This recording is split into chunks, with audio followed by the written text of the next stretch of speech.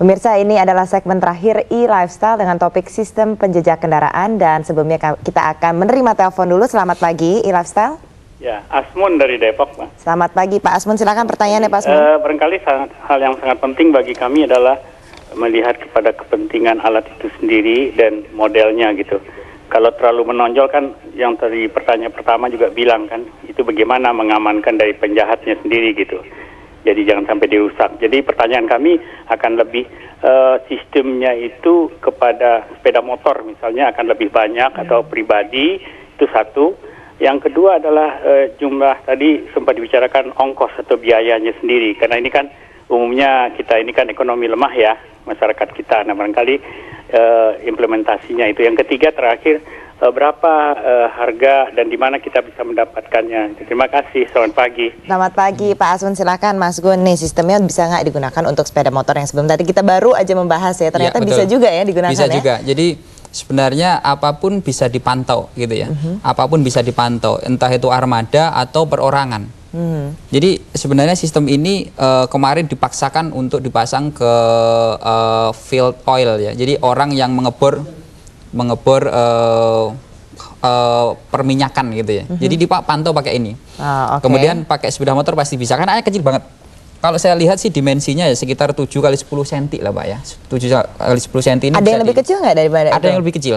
Dan biayanya sendiri gimana tuh Mas Gun? Ada yang lebih kecil. Jadi semakin kecil biasanya barang seperti ini semakin mahal gitu. Kalau yang ini yang dipakai secara umum, secara pribadi, ini sebenarnya kalau saya bilang sih untuk segmen price sensitif begitu ya. Kalau saya bilang ini cukup karena harganya kisaran 1,5 sampai 2,5 juta. Untuk satu alat komplit gitu ya. Paling instalasi di toko aksesoris 100.000 ya, udah selesai. Dan kita bisa dapatnya di mana? Hampir seluruh toko aksesoris yang menjual GPS itu biasanya ada tracking system. Gitu. Itu kalau secara offline seperti itu. Jadi tinggal kita tanya toko aksesoris ada tracking system tidak. Gitu. Artinya sudah common ya sekarang orang memasang tracking system di mobil, dan hampir setiap toko aksesoris bisa pasang. Hampir toko aksesoris, karena manualnya hanya 1 lembar aja dan hanya 3 kabel ya. Kabel ground, kemudian kabel ke aki sama ignition. Ignition ini dipakai untuk satu fitur cut off mobil gitu ya. Nah, terus kita kalau misalnya menggunakan ini alat tracking system ini, bisa nggak dimatiin mobil itu, dimatiin dari jarak jauh gitu? Betul. Fitur yang utama sebenarnya kan untuk melihat posisi kendaraan gitu ya. Itu ada beberapa fitur tambahan, termasuk auto cut off mesin gitu ya. Posisi mobil ada di mana, kita lihat dulu.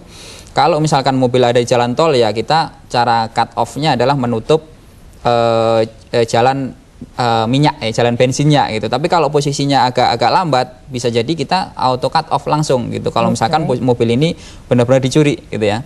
Kemudian fitur yang lain adalah kita bisa mendengarkan suara-suara yang ada di kabin. Seperti ini nih. Ya betul. Jadi di sini ada mikrofonnya, sehingga kita bisa mendengar pembicaraan yang ada di kabin. Misalkan nih mobil, ayo kita bawa aja ke sebelah kiri karena sebelah kiri ternyata agak kosong nih jalanan gitu. Jadi kita sampai bisa mendengar betul, itu ya. Ini voice surveillance istilahnya. Berarti itu kita melalui PC. Melalui handphone aja. Jadi kita call nomor ini, dia auto answer. Menjawab dengan sendirinya, kita bisa mendengarkan oh ternyata mau belok kiri, sehingga kita tahu nih ternyata posisi ada di mana, di bundaran HI begitu. Ternyata ke arah Tanah Abang, dia ke kiri begitu. Dia ngomong ke kiri aja Tanah Abang gitu. Jadi nanti kita bisa koordinasi dengan pihak-pihak berwajib bahwa di daerah Tanah Abang ini mohon untuk dipantau mobil dengan plat nomor sekian. Mas Gun, singkat aja, berarti informasi ini bisa di-share langsung dengan kepolisian ya? Bisa sebenarnya, bisa. Tergantung dari regulasi ya. Jadi artinya apakah data-data ini cukup valid dipakai untuk decision maker untuk memberhentikan mobil gitu. Kalau misalnya peraturan ini valid ya, nanti bisa jadi satu peraturan tertentu yang bagus gitu, yang mudah gitu. Ya Mas Gun, terima kasih banyak. Ini sepertinya alat ini memang harus banget dibutuhkan ya. Betul. Di kota-kota besar. Sekali lagi terima kasih atas kedatangannya. Dan pemirsa, sampai di sini tayangan e-lifestyle pekan ini. Jangan lupa saksikan tayangan ulang e-lifestyle pada Minggu malam pukul 23.05 waktu Indonesia Barat. Seperti biasa, saran dan kritik dari pemirsa silakan kirim ke e-lifestyle@metrotvnews.com. Di penghujung acara, pemirsa dapat menyaksikan berbagai berita teknologi informasi dan komunikasi terkini. Atas nama seluruh kerabat kerja, saya Andini Effendi mengucapkan terima kasih. Maju terus teknologi informasi dan komunikasi Indonesia.